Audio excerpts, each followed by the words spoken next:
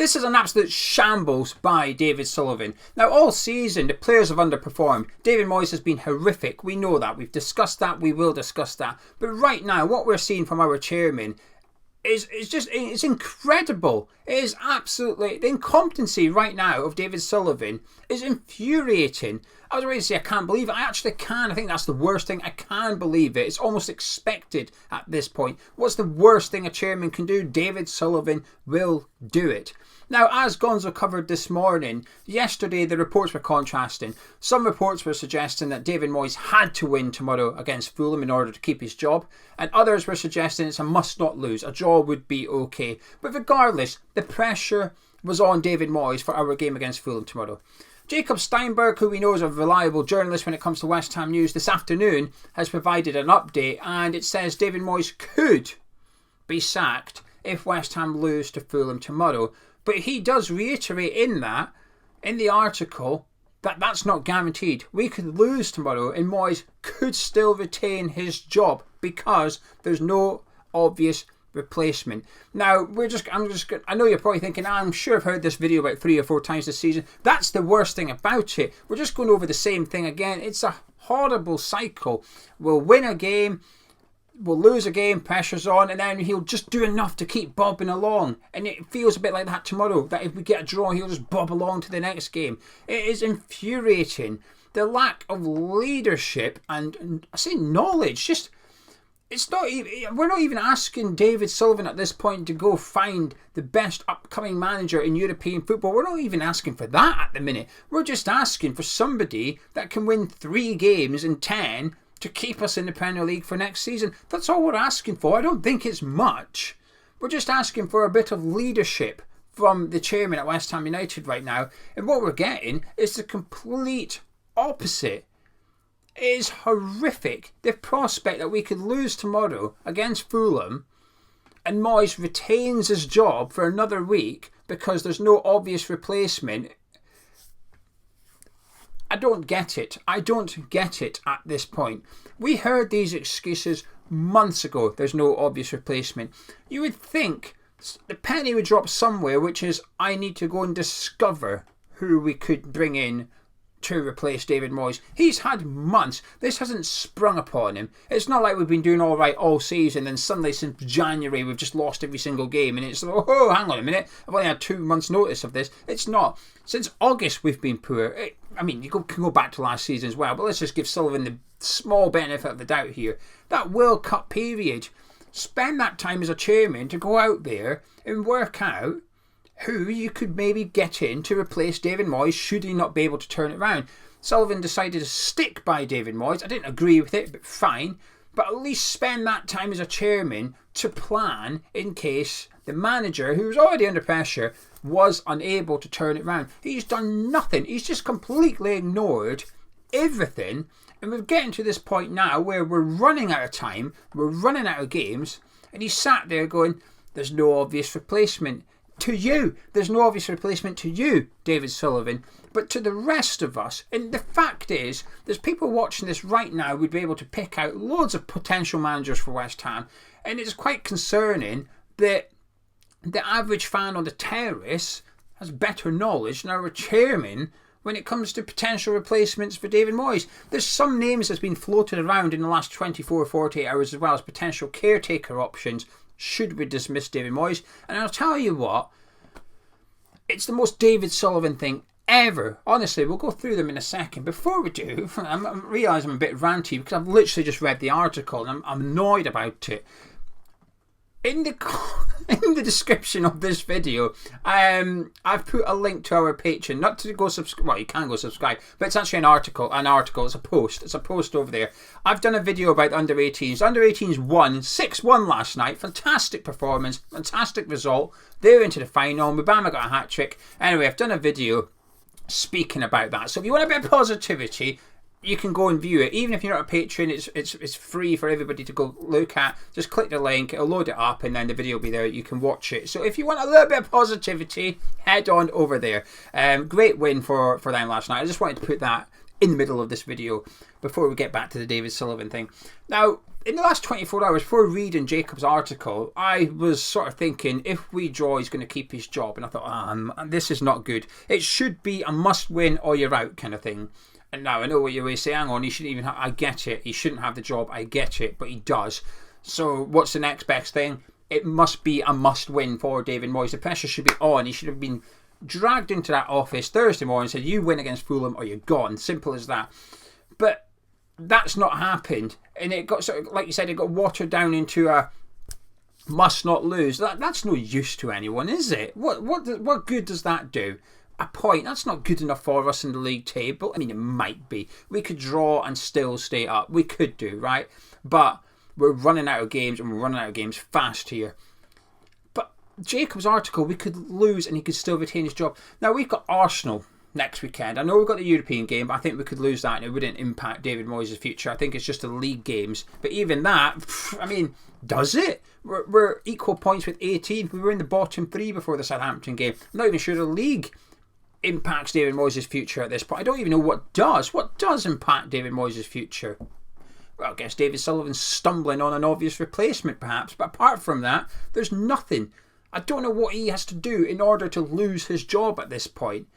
But let's just say we draw against Fulham, we get beat against Arsenal, and then Sullivan might decide to pull the trigger. He won't, because he'll say everyone's expected to lose against Arsenal. It's not a big deal. Got Bournemouth next after Arsenal. That's a big one. Moyes might start to revive. I've seen that word being used as well. They're hoping that Moyes will revive himself with the season. What? We've played 28 games. That was the World Cup. During the World Cup, you could trot that thing out. It's gone now. It's finished. There is no revival. It's now just scraping by. That's what we're trying to do. But let's just say he got sacked. Hypothetically, he got sacked after the Arsenal game. That leaves 8 Premier League games for someone to come in and do something. We're running out of time. To some extent, I say there's no point sacking him. There will be. But if we sacked him with 6 games to go, no manager's going to come in for 6 games, are they? And if they do, it's win-win for them. Either they keep us up and they get a massive bonus, or we go down, they bugger off, and it's David Moyes' fault. It's the caretaker manager, and rightly so, by the way, would have no blame whatsoever. It's a bit of a win-win. Like, could earn himself a few £1 million, because that's what we did with David Moyes when we needed him to come in and keep us up. We gave him a £2 million bonus for keeping us in the Premier League. Not bad for a few months' work, is it? But we are running out of games. That pool of managers that would have been interested in the West Ham job back during the World Cup would have been quite big. It gets smaller every single week that goes on because the job becomes a bit more difficult. Can you imagine trying to, after the Arsenal game, 8 games to go, we're in the bottom 3, at this point we would be, and you're trying to recruit a manager. The pool of managers willing to come would be very small. The pool of the managers in there that David Sullivan's aware of, hardly be anyone. I mean, actually, he might know the majority of them, but that says more about the manager available than the project at West Ham and David Sullivan's knowledge on managers. Now, I've seen some of the names tipped up.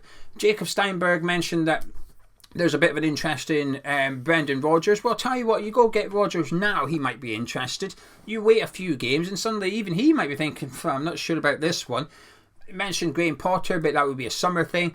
Rafa Benitez, but he wants a long-term contract. We're reluctant to give him one, which, by the way, I agree with. But a few months ago, when Rafa Benitez wanted a longer-term contract and we decided, no, we don't fancy that, that's okay, I accept that. But come up with another manager then. But we're getting to the point now where we'll be that desperate, we will just have to give someone like Rafa Benitez a 3.5-year deal, which we don't want to do. We'll have to give him it because we've got no other option. We've put ourselves into this position between a rock and a hard place. No one else has put us there. We have. Sullivan has.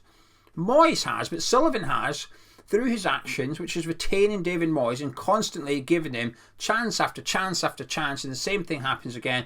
Wins a game, draws a game, loses a game. Pressure's on. Wins a game, draws a game. It doesn't quite work out like that, but it's just kicking the can down the road again and again and again, and eventually the road stops. You're out of road. You're at the junction. You need to decide what you're going to do now, and we know what he's going to do. He'll stick with him because his knowledge is rubbish, and he's got no cojones about him. Moyes should have been gone ages ago, but he's still here. And tomorrow's game is now being labelled up. It's gone from must win to must not lose to, well, even if we lose, he might stay. I mean, what the hell is that all about? As I say, it's rewarding incompetency, but it's not. There's no reward there. It's just accepting it. It's just accepting your manager's not good enough. If you listen to something, I listened to his press conference earlier. My word, he's trolling us at this point. I am convinced David Moyes is starting to try and wind us up on purpose to some extent. He's always had swipes at the fan base. He didn't have any in his press conference earlier, but what he did do, he just says things, and I'm almost convinced. I don't know if I'm aware I'm being a bit paranoid here, but he got asked about Fulham and Mitrovic, and he basically said he doesn't know anything about the Fulham squad. Then he went on to say Mitrovic is a big miss, scored lots of goals. What do you mean you don't know anything about the Fulham squad? It's your job. Wait, but the Southampton press conference, he said he didn't know anything about James Ward-Prowse. I think he realised he sounded a little bit silly, so he started talking about how Ward-Prowse was good at set pieces and whatnot. But yeah, that was the guy that we were bidding 50 million for 18 months ago, supposedly, and he sat there claiming he doesn't know anything about him. It's just infuriating listening to him at the minute. It's just, I don't know. I appreciate I've been ranting non-stop. I probably shouldn't have done this video immediately after reading that article, but, well, I have. I chose to. I thought, I'm going to go have it's like therapy for me. I'm going to go have a rant about it. But to accept that we could lose tomorrow and he still retains his job, it's just... Do you know what the worst thing is? When people, Gonzo's mentioned it a couple of times, and some people say Sullivan wants us to get relegated. I've never bought into it. I don't buy into stuff like that. But tell you what, the last 24 hours, it's bloody difficult to argue with people with that theory. It is, because what defence do you have? How can you say to that person, or persons that say, I think Sullivan wants us to go down, before you're like rubbish because he's going to want to sell the club once the embarrassment clause has ended, which it has. You're going to want to sell the club, get as much money as you can. Well, he's not going to get that much money if we get relegated, whereas if we're in the Premier League, he can ask for whatever he wants, really, especially in the summer when we've got a fresh start ahead of us. So I've never really bought into it, and I still don't. But I tell you what, right now, if someone who believes that Sullivan wants us to get relegated started making an argument with me, a debate, I've got no comeback. Like, how everything that Sullivan is doing is almost justifying that conspiracy theory. It's got to that point now. I'm genuinely just wondering what is going on. I seen Clavan Hugh yesterday mention a couple of potential caretakers. Alan Kirbishley being one. Alan Kirbishley? Come on. Really? Come on. That's it. That's all you're aware of. The other one was Slaven Bilic. Mark Warburton. Why would you employ the coach? I don't know. I just don't get it. But as for Slaven Bilic, Christ, he's my favourite manager at West Ham. Right? I absolutely loved him to bits. Was he good enough? No, he wasn't. Right? He wasn't good enough. Tactically, he wasn't good enough. His staff was a little bit of a wild selection. The fitness coach was like a 60-year-old former athletics chain smoker. I mean, there was a couple of good coaches in there. Have a look at Dortmund right now and you can see the answer for yourself. Would I take Bilic back over Moyes right now? Yes, I would. Would I want Bilic long term? No. But would I take him in for the remaining 10 games?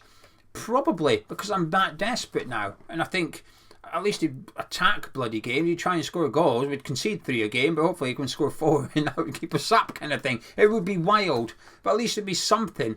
But to see that list of names, to see that Kirbishley, Bilic is the ones we're potentially considering or employing Warburton for 10 games, we are not down. Right this minute, as I speak to you right now, we are not relegated. We are not definitively going down. We've got a good chance of staying up. The fixtures are difficult. We've got some winnable fixtures in there, though. At the minute, we're outside the bottom 3 on goal difference. We do have a good goal difference, although it took a bit of a whack on Wednesday. We still have that advantage over other teams. We've got good players. A good manager would probably be able to keep us up, say with ease. It won't be because of the lack of time that's remaining between now and the end of the season, but they'd probably be able to keep us up. But the longer we leave it, the less games there are, the less confident I get in that statement. First of all, employing a good manager. Someone identifying a good manager is the problem, but employing him is the first part. But the second part is that good manager having time to implement his ideas. He's not going to be able to do everything. He's not going to have time to change everything. He's basically going to have to work with what we got and mould it to more his way a little bit and work as hard as he can in the training ground, which is minimal at the minute because of the European games. That means less time in the training ground. So there's lots of disadvantages to somebody coming in. But the one thing we can stop becoming a greater disadvantage is giving him more games and more time. And if we allow Moyes to do anything other than win tomorrow and retain his job, that conspiracy theory about Sullivan, it gets even harder to debate then. If we do not win tomorrow, he absolutely 100% has to go. Anyway, I'm going to leave it there. If you want to hear my mini review on the under-18s win last night, like I said, go in the description below. I will literally put click here for a review with a link. Click the link, you'll be able to watch the video. It will take you to our Patreon, but anyone can watch it. You don't have to be a subscriber. But while you're over there, if you do fancy subscribing, please do. It helps Hammers Chat out loads. Allows me and Gonzo to do one video every single day on both channels, and you unlock more content as well. I've done my opposition prediction over there as well today, which is how I think Fulham will line up tomorrow. David Moyes claims he doesn't know much about the squad, but I'm not going to complain. I know loads, but I'm quite confident. I've got 10 of the starting 11 as well as the formation, and I chat rubbish about each player for a minute or so. So anyway, if you've enjoyed this rant, hopefully, please do drop a like on it, subscribe if you're new to Hammers Chat, leave your thoughts in the comments. I'll be back later on to see what you're all saying about this situation, and I think it's been kind calling it a situation. But myself and Gonzo will catch up with you tomorrow for the build-up show. For the it was a must win, then it was a must not lose. Now it's can lose if you want, you still won't get sacked. See you tomorrow.